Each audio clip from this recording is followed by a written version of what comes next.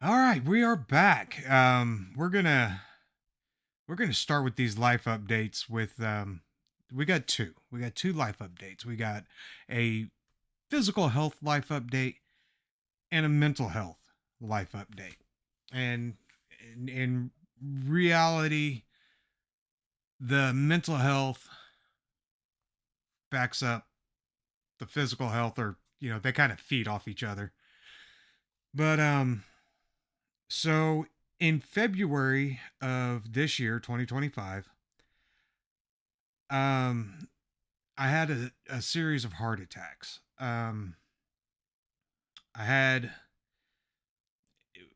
so in our area, we were expecting um, some snow, and at the time, I had a driveway that was inclined about yay. It was a pretty steep incline, so I had to go out there and salt it. So I go out there and salt the driveway, and it kind of felt a little bit of pressure. Not a lot, but a little. Um, Felt like I had a cramp in my neck and in my shoulder. And then that was like on a Wednesday, I believe. And then Saturday, we were expecting company. So I go out there and I'm shoveling the salt off the driveway. And that really hurt.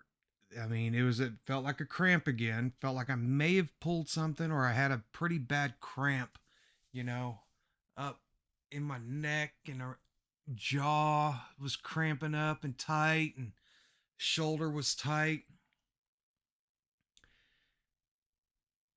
So we have a thumper, what we call a thumper. It's one of those percussion massagers, the ones that hurt. So I had Anna run that on my back and my neck, to try and get it to loosen up. And the following Monday, I'm at work, and the job I was running, we had to do some underground in a hurry. So, I, I'm expecting my operator to get out there and with the Mini X. Excuse me. About 8 o'clock in the morning, that pressure starts again, and I hate that I'm doing that. And go ahead and put an counter up. Fuck. Anyways, the pressure starts about 8 o'clock in the morning. Like I was saying, it felt like it.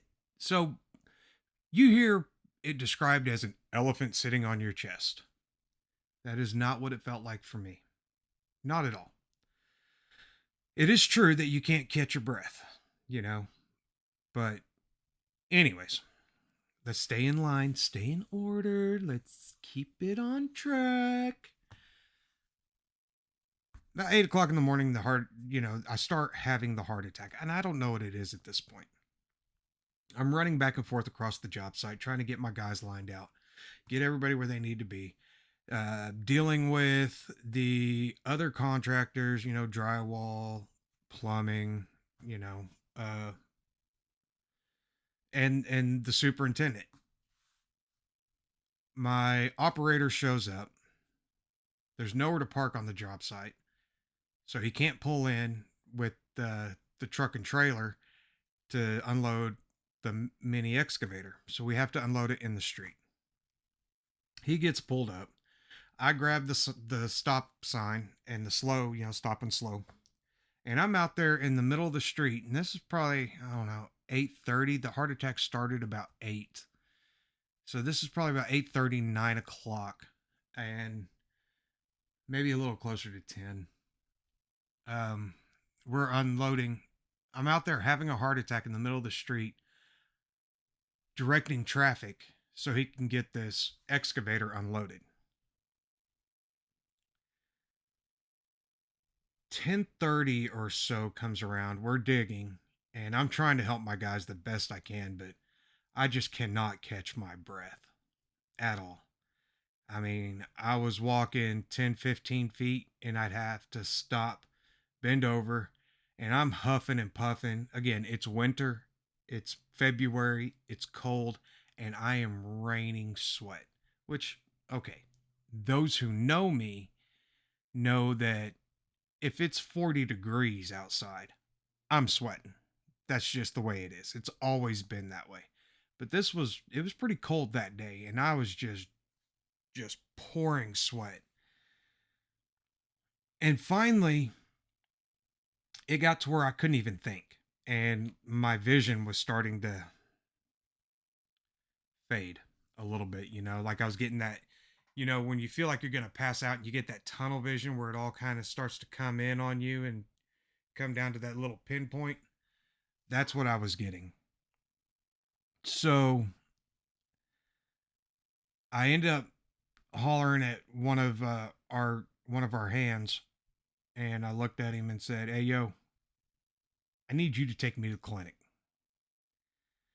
So we go over and tell the operator, because he's going to have to babysit the job at this point. I'm like, "Hey, Bubba, I got to go to the clinic. Something's not right. I don't know what it is, but something's not right." Me and my partner, we get loaded up in my truck, and as we're driving off the job site, I call the shop and I'm like, "Hey, I'm going to the clinic. I don't know what's wrong. I don't feel right, but I'm going to the clinic." And our secretary at the shop, I love her, man. She started asking a bunch of questions, and she's like, "Where's it at? What are you hurting? Because I couldn't remember where the clinic was. I mean, I've been with my company for 20 years, and I've been to the clinic maybe 3 times. I don't know where the clinic is, and tell me, because I gotta go." Yeah, I kind of described what I was feeling. And she was like, "Oh, no, you're not going to the clinic. You're going to the hospital." Well, luckily, our job site was literally right around the corner from a hospital. So we leave the job site, pull up to Mercy Hospital, and go into the ER and tell them what's going on, kind of tell them what the symptoms are. And I'm trying my best to describe it because, like I said, could be a heart attack, could maybe something else. I don't know what it is. I've never had a heart attack before. Well, apparently I'd had two and didn't know it or didn't realize it. So we're at the, I'm sitting in there in the ER, and the nurse kind of just lollygags this card in. She comes in, "What's going on? Da da da da da." Just very nonchalant. Everything's nice and calm and cool.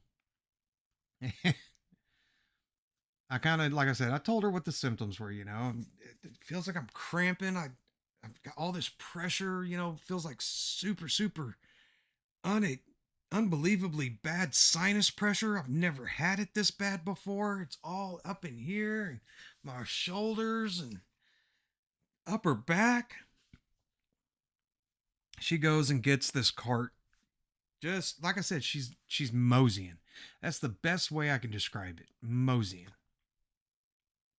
And so she comes in and hooks me up, puts all the little heart monitor cables on me and does a little printout, reads it, and everything kicked into warp speed from there. I mean, literally warp speed. Just within 15 minutes, I was on my way from Mercy's ER to the Oklahoma Heart Hospital, straight from the ambulance, because they took me by ambulance. Straight from the ambulance, straight into the cath lab where they did a stent. And still got the scar. And I'm gonna have a crosshairs tattooed right there, where that, so if I ever have another heart attack, I'm like, "Go there, they're coming there, it's right there." But yeah, man. So had a pretty bad heart attack. I was in the hospital for 3 days, and then I had to do a lot of rehab for several months afterward. But here I am. You're not gonna, if I do a song of the day, you're not gonna see me, you know, well, a little behind the scenes information for you. But what I was drinking out of my coffee cup was not coffee, it was Dr. Pepper, because most of the time I was filming the song of the day about 4 or 5 o'clock in the evening. I know. But, excuse me. So, no more Dr. Pepper. I hardly ever drink Dr. Pepper now. I drink tea and water. It is about all I drink now. Um, there for a while, I'm not gonna lie, I've fucked my diet off, but I was eating a lot better. But back to the symptoms real quick. So, like I said, a lot of the times you hear that it feels like an elephant sitting on your chest, right? Not for me. It felt like, so take a water bottle, and I don't know if this was mainly a boy thing, but you take a water bottle and you twist it, and you twist it, and you twist it, and you twist it, and you're twisting that bottom, right? You're twisting that bottom just like that. And you're getting it nice and tight, and it's getting tight. That's what it felt like. So if you have a water bottle laying around, put the cap on it and twist it up as tight as you can and feel right underneath the cap. That's what it felt like. Felt like my head was going to pop off.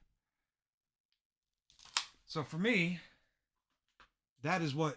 Where's my trash can? That is what a heart attack felt like. The dogs are just now reacting to that.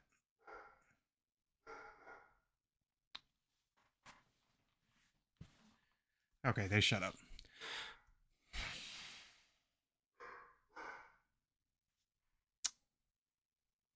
Here they come. Shut up. Big bad. We gotta protect everybody in the house, but yet when something comes running at us, we run away.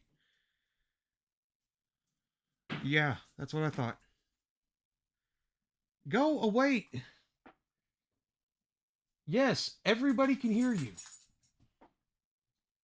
Well, not you. You're quiet most of the time. All right. So, like I was saying, that's what it feels like for me, what my heart attack felt like. Um, and yeah, like I said, they immediately went in and did the stent. So I've got a stent in my heart. I'm on blood thinners and blood pressure medicine and cholesterol medicine, and it's nuts, man. I've never had to take this much medicine before in my life, but that is the consequences of not taking care of yourself. Um Kind of sucks that I'm 46 and had a heart attack. I feel like that's kind of young, but is what it is, and it ain't what it ain't. So that's part of the life updates. I'm fine, by the way. Clearly, I'm sitting here with you guys. The thing that really sucks about having a heart attack is for a year, I can't get my next sleeve. I had it all planned out too. Know exactly what I want, but I'm going to be on blood thinners for a minimum of a year. So can't start my next sleeve until I'm off the blood thinners. My mom's like, "Yay!" and I'm like, "Fuck." All right. Next. And this is going to be the hard thing to talk about. The mental part of the life update. Okay. We are going to talk about addiction and alcoholism. And it is a very, very hard thing to address because there is a lot of shame and there's a lot of guilt that is associated with addiction and alcoholism.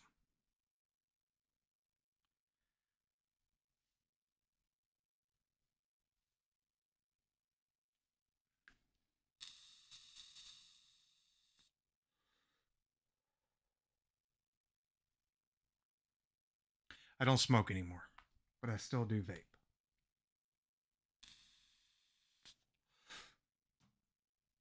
Yeah, the day I had my heart attack was my last cigarette.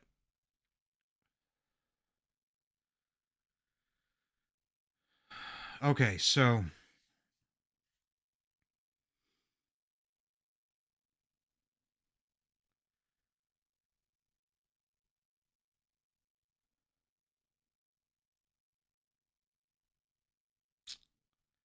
how do I.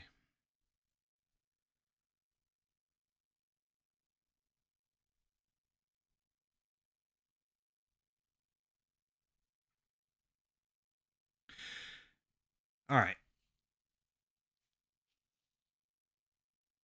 Addiction and alcoholism affects more than just the person that is afflicted with the disease.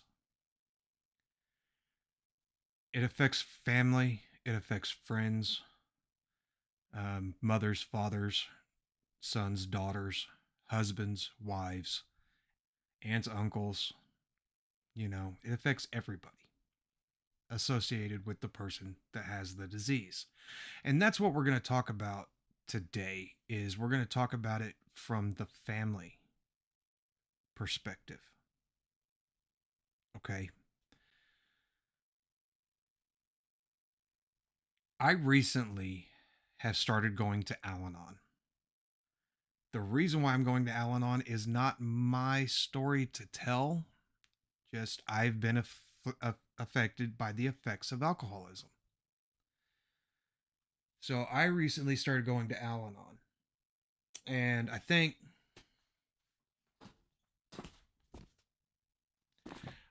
it'll be best to start off with this.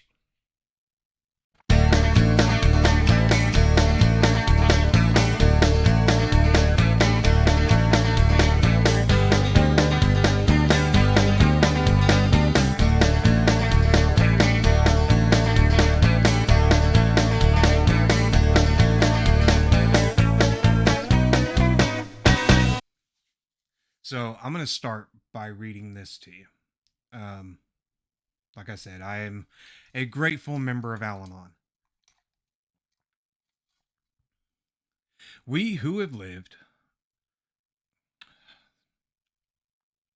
we who live or have lived with the problem of alcoholism understand as perhaps few others can. We too were lonely and frustrated. But in Al Anon, we discovered that no situation is really hopeless and that it is possible for us to find contentment or even happiness whether the alcoholic is still drinking or not. We urge you to try our program. It has helped many to find solutions that lead to serenity. So much depends on our own attitudes, and as we learn to place our problem in its true perspective, we find it loses its power to dominate our thoughts and our lives. The family situation is bound to improve as we apply the Al Anon ideas. Without such spiritual help, living with an alcoholic is too much for most of us. Our thinking becomes distorted by trying to force solutions, and we become irritable and unreasonable without knowing it. The Al Anon program is based on the suggested 12 steps of Alcoholics Anonymous, which we try, little by little, one day at a time, to apply to our lives. Along with our slogans and the Serenity Prayer, the loving interchange of help among members, and daily reading of Al Anon literature thus makes us ready to receive the priceless gift of serenity. Al Anon is an anonymous fellowship. Everything that is said here in the group meeting and member to member must be held in confidence. Only in this way can we feel free to say what is on our minds and in our hearts. For this is how we help one another in Al Anon. So, with that being said, everything that I share with you today is from my perspective and my story only. I have been in Al Anon for um,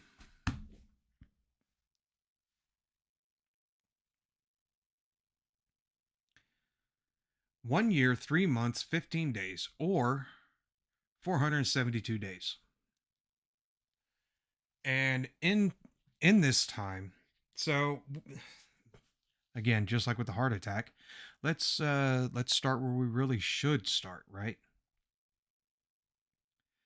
When I first walked into an Al Anon meeting, my qualifier, and I hate that term, but the only requirement for Al Anon is to have somebody close to you that is affected with the disease of alcoholism or addiction.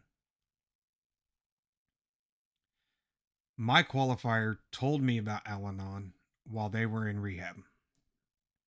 And so when I walked into my first meeting, I was extremely angry. Well, so I ended up looking up and calling the local intergroup office um, for Al Anon here in my area. And they didn't answer at first. And I was losing it, man. I was losing my mind.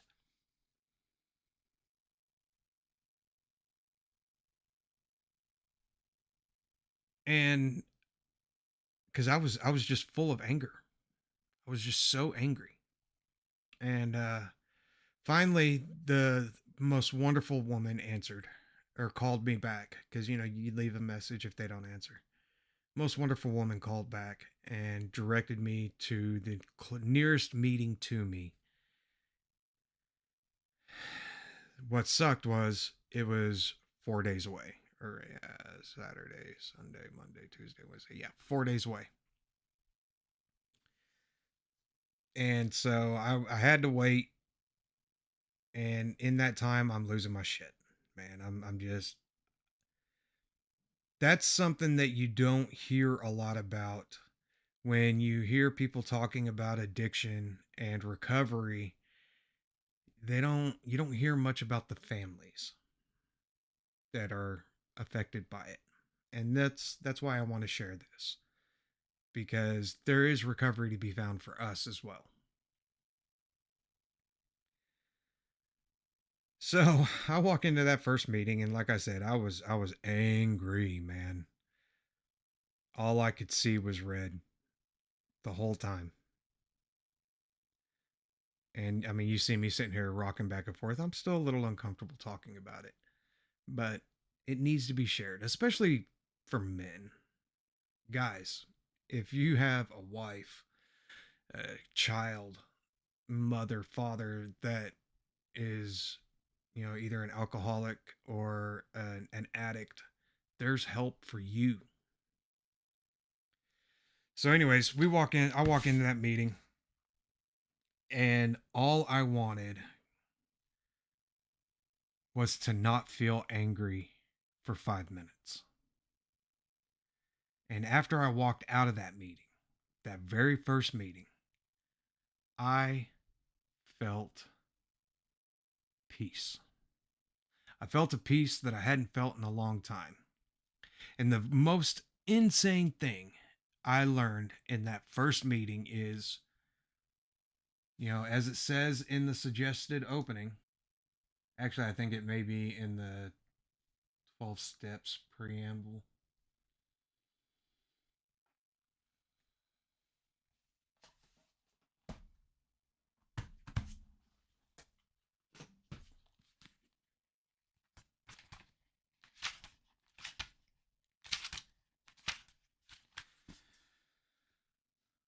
Study of these steps is essential to progress in the Al Anon program. The principles they embody are universal, applicable to everyone, whatever his personal creed. In Al Anon, we strive for an ever deeper understanding of these steps and pray that the wisdom to apply to them to our lives.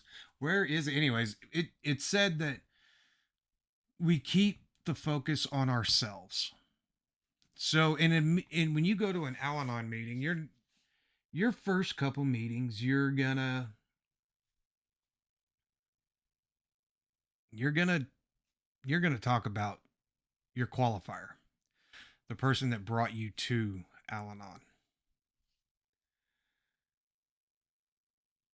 But soon after, you're going to end up, and it's going to happen without you realizing it, but you're going to end up focusing on you. And that's the whole purpose, is to it teaches you a whole new way of living. You know, it's very, very highly suggested to get a sponsor, just like they do in AA. You know, you get a sponsor. Shortly after I joined Al Anon, I heard about the 90 and 90. And the 90 and 90 is 90 meetings in 90 days. And I went hard because I wanted that serenity. I wanted that peace that they were offering, you know? So I did the 90 and 90. I did the 90 meetings in 90 days, and I got a sponsor. And I ended up getting an amazing sponsor, man. My sponsor,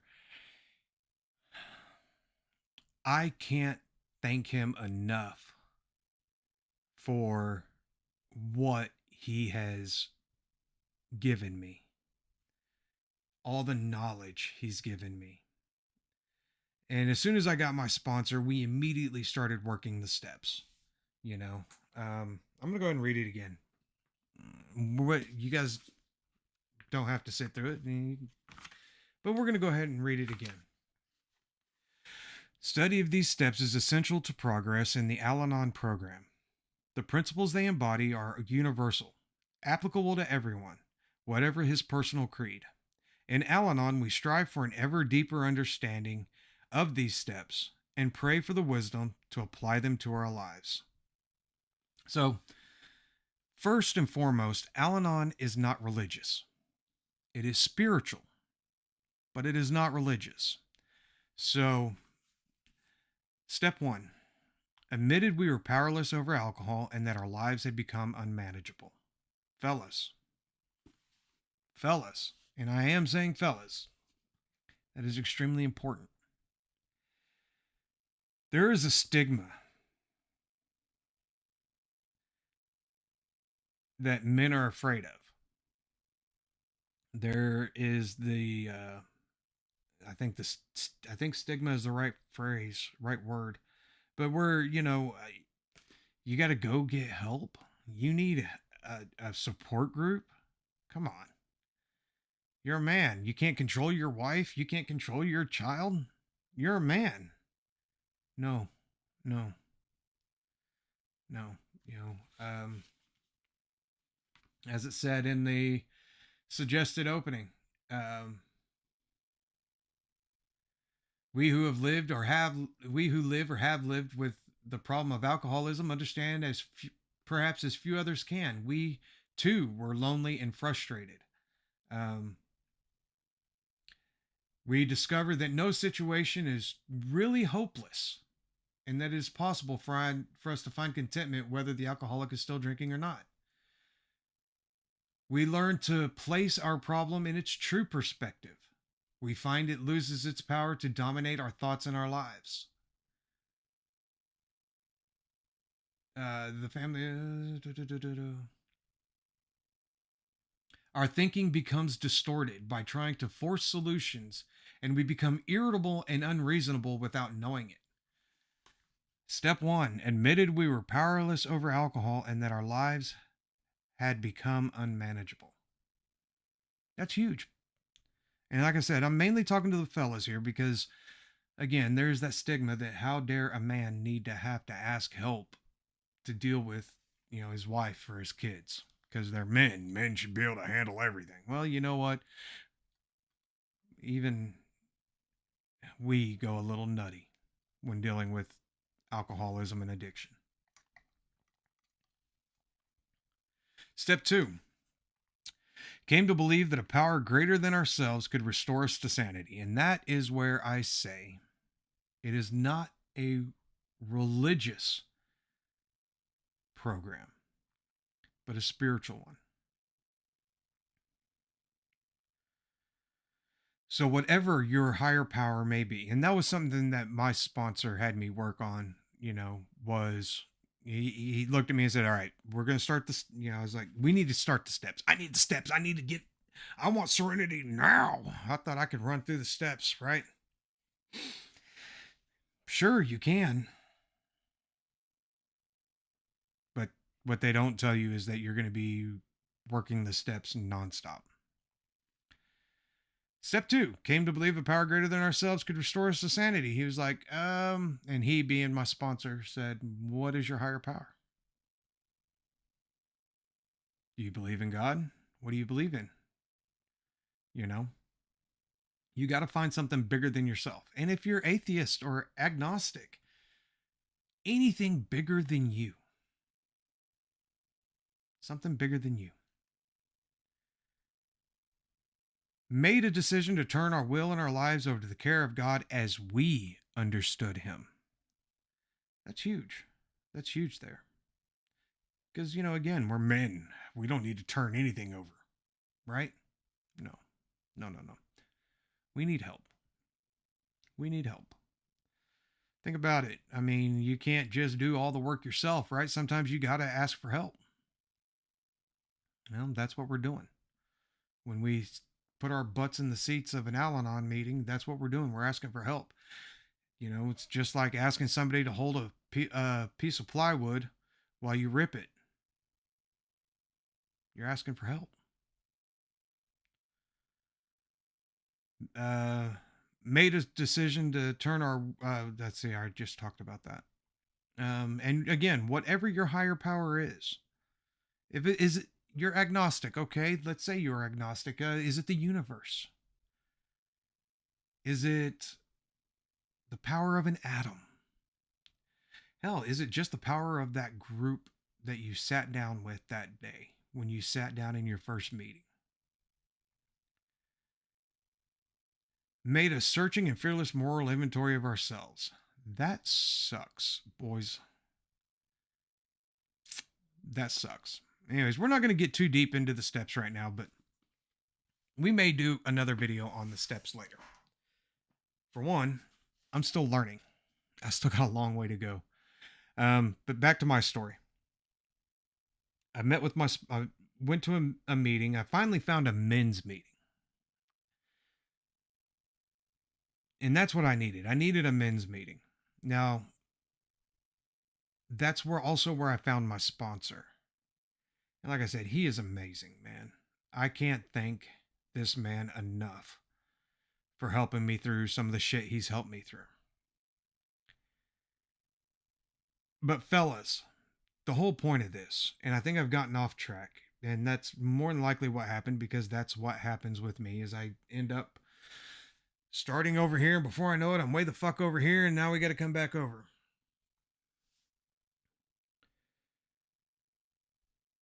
It is okay to say, "Hey, I need help. My life has become unmanageable. I need help." You're not alone. You're not. You're not alone. There's always, you will end up going to a meeting. If you end up trying a meeting, I'm telling you right now, you're going to hear your story. Maybe not exactly, but damn close.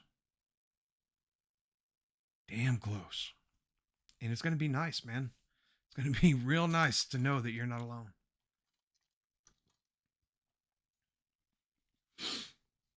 So, just remember, no matter what,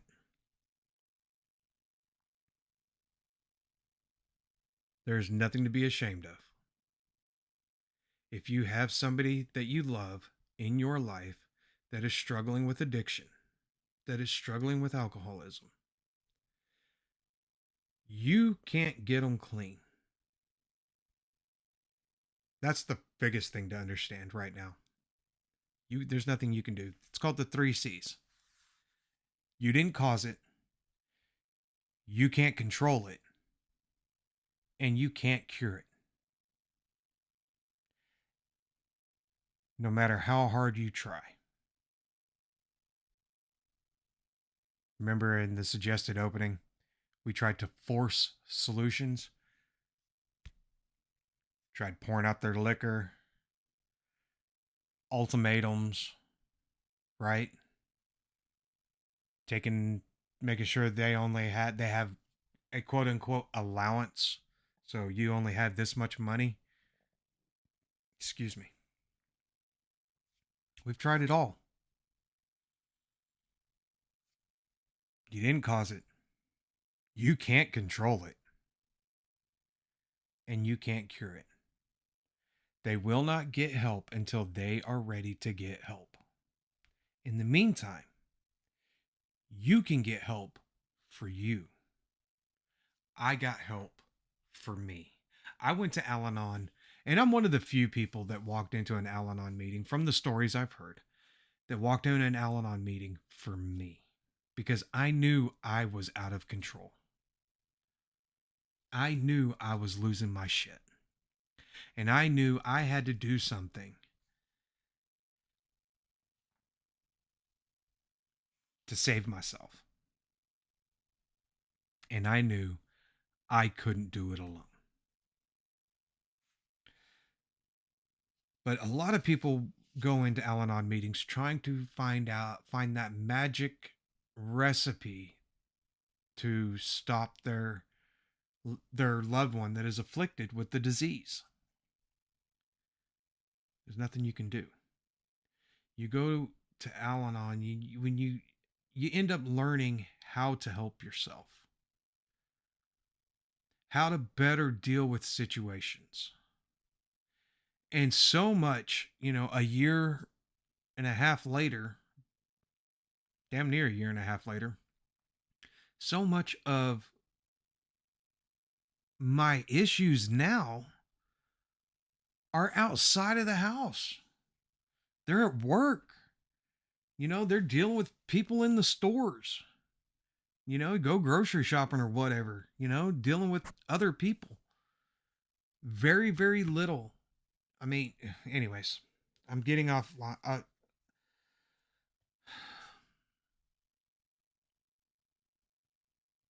I use the 12 steps and I apply my slogans in my everyday life now.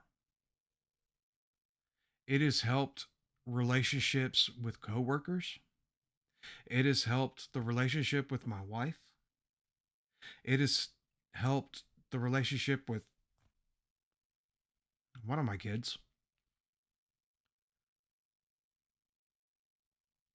And eventually it'll help the relationship with the others.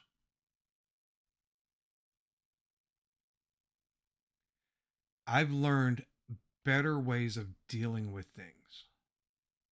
All kinds of things. More things than I can count. Because I have the Al Anon tools and I'm able to put them to work in all aspects of my life. So, fellas, if you are dealing with somebody who is struggling with addiction, who is struggling with alcoholism, you are not alone. You can search right now.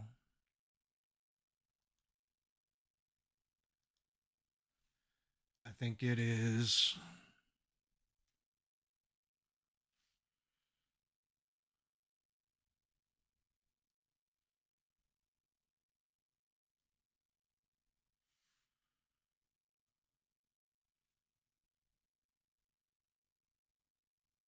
Yeah, www.alanon.org.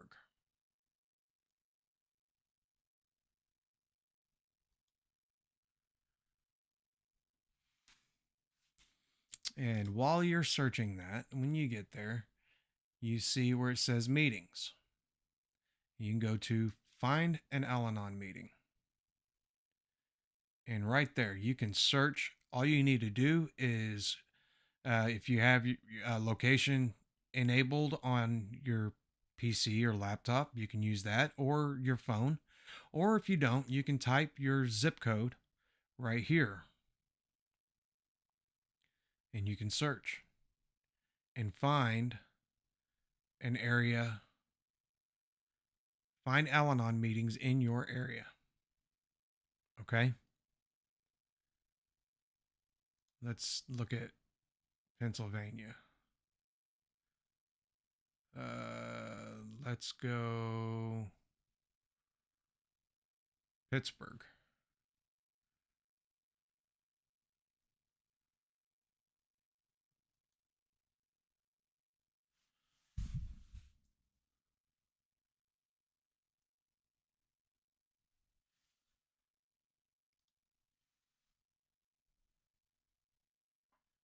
And if you look right there, then Pittsburgh, look at this map. These are all Al Anon meetings.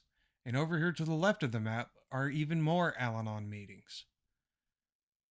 Tells you the time, like that one's North Side Tuesday night AFG, 7 p.m.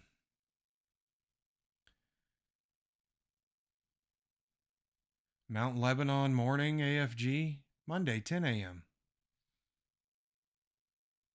You know, so there are meetings all over, and it's not hard to find meetings. Okay.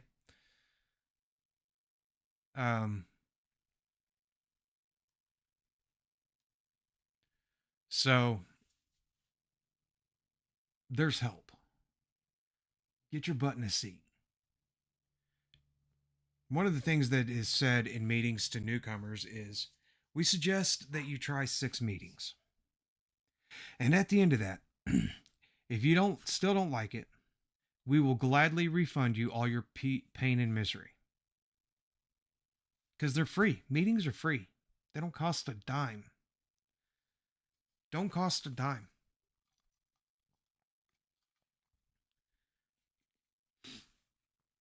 But there's not going to be any change if you don't put in the work. And the first step to putting in that work is getting your butt in a seat. Get that help, man. You're not alone. Not at all. There's help out there.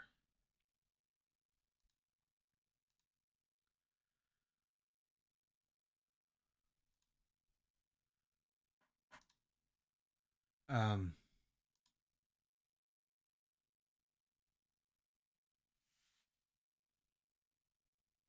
there's different types of alcoholics. Not just the dirty ones that you see on Andy Griffith.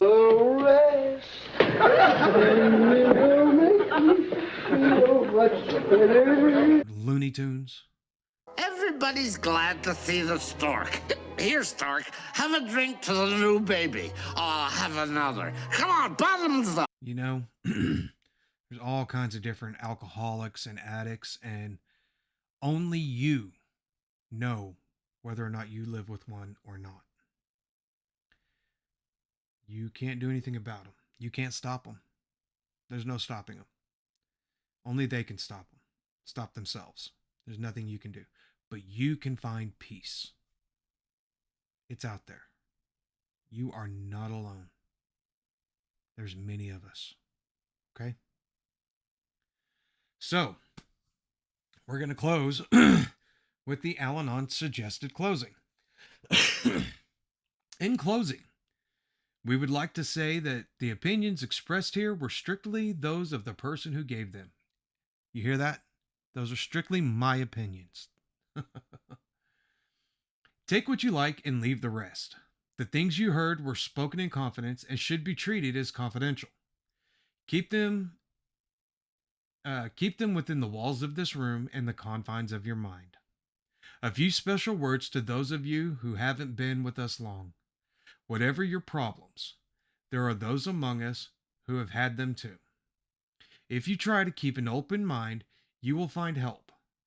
You will come to realize that there is no situation too difficult to be bettered, and no unhappiness too great to be lessened. We aren't perfect. The welcome we give you may not show the warmth we have in our hearts for you. After a while, you'll discover that though you may not like all of us, you'll love us in a very special way, the same way we already love you. Talk to each other, reason things out with each other, but let there be no gossip or criticism of one another.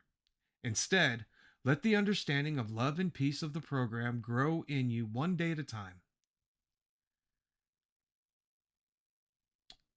That's important. You're not alone. You're not alone. There's help.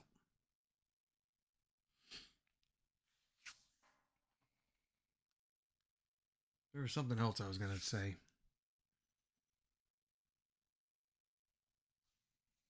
Oh, one of my favorite slogans. I'm actually wearing it on my wrist.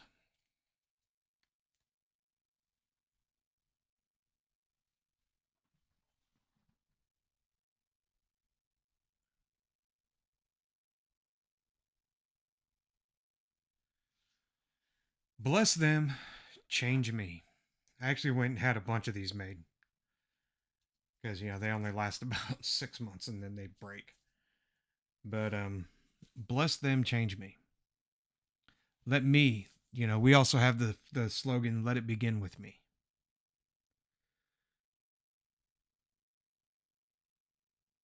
That's that's where it's got to begin. If there's going to be change in your life, it has to begin with you. Change in my life had to begin with me.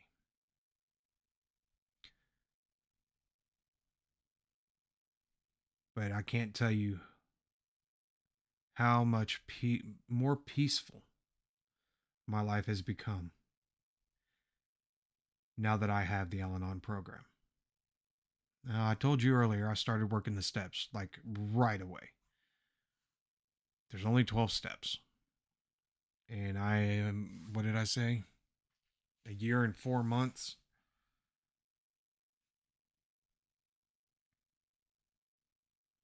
Year and 3 months into my program. So I am not on step 12 yet. I haven't worked on 12 steps. I'm still on my ninth step. I've been on my ninth step for a little while now. Ninth step is, Jesus, I am dry, is making amends. Eighth step, you make a list of people you had harmed and become willing to make amends. Ninth step, you actually start making amends. That's a tough one.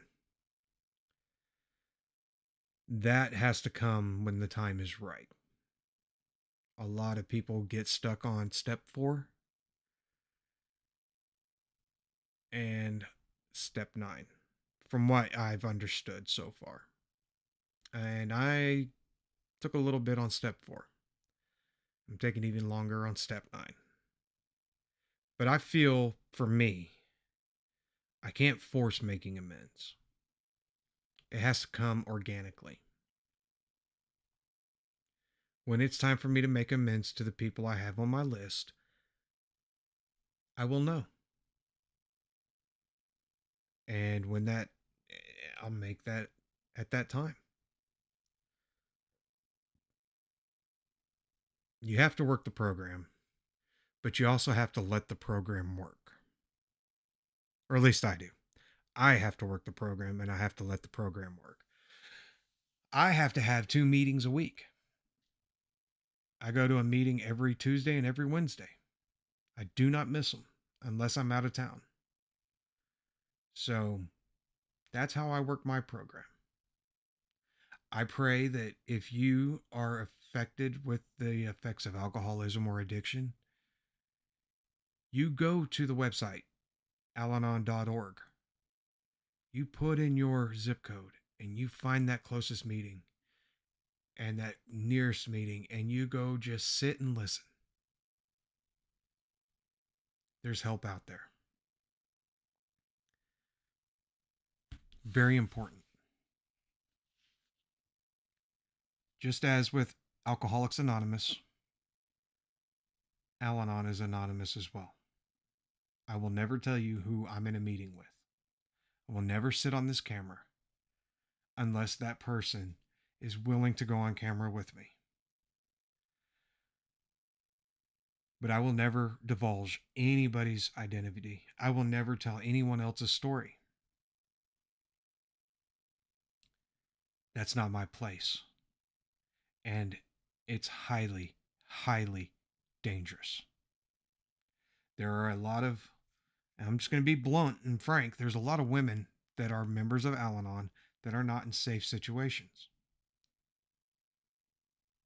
So if you see anybody that you see at an Al Anon meeting, you don't know them. If you see them out in the wild at Walmart or at Chili's or Sam's Club or wherever, Target, you don't know them. You don't know them because you don't know their home situation. They could be in a situation that if it's found out that they're going to meetings, it could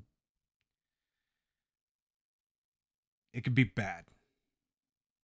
Very, very bad.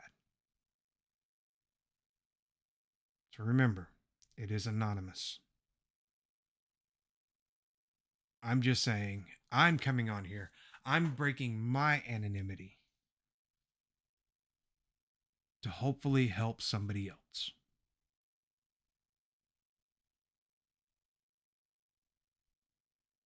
So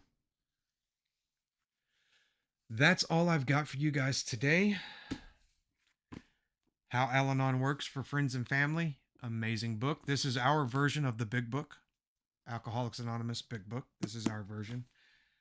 Daily readers, one day at a time. And these are all great resources. When implemented with the rest of the program, which again is free, doesn't cost a dime, and working with a sponsor.